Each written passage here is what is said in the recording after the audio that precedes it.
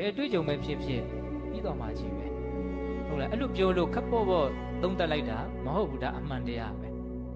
ဟုတ်လားအကုန်လုံးကဘာဖြစ်သွားမှာတော့ပြီးတော့မှကြီးပဲဟုတ်လားအဲ့ဒီပြီးဆုံးခြင်းဆိုတဲ့အနေစာကိုမသိလို့ဘုန်းဘုန်းတို့ရဲ့စိတ်တွေကရေးပါတဲ့အရာရောက်တယ်ထင်ပြီးတော့ပြားတွေခတ်နေနော်ဒုက္ခတွေရောက်နေတာတကယ်တမ်းကဟုတ်လားအကုန်လုံးကဘာဖြစ်သွားမှာတော့ပြီးတော့မှာပဲစင်ပြေလည်းပဲပြီးသွားတာပဲစင်မပြေလည်းပဲပြီးသွားတာကြီးပဲဟုတ်လားအကုန်လုံးကဖြစ်ခဲ့တာတွေအကုန်လုံးကပြီးခဲ့တာကြီးပဲခုဖြစ်နေတာတွေလည်းပြီးနေစေနောက်ဖြစ်သွားမဲ့အရာတွေလည်း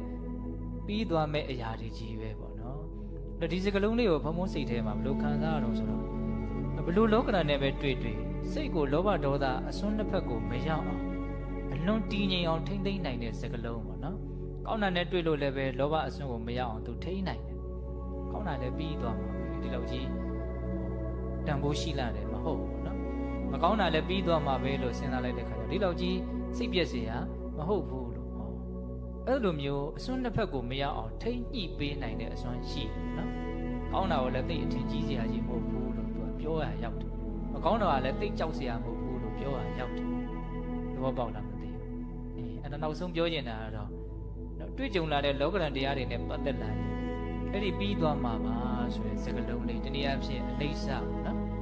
အဲ့ဒီအနိစ္စဆိုတဲ့စကားလုံးတစ်လုံးကိုဘုန်းဘုန်းတို့လွန်ပိုင်နိုင်ဖြစ်အောင်လေ့ကျင့်ထားပေါ့ဟုတ်လား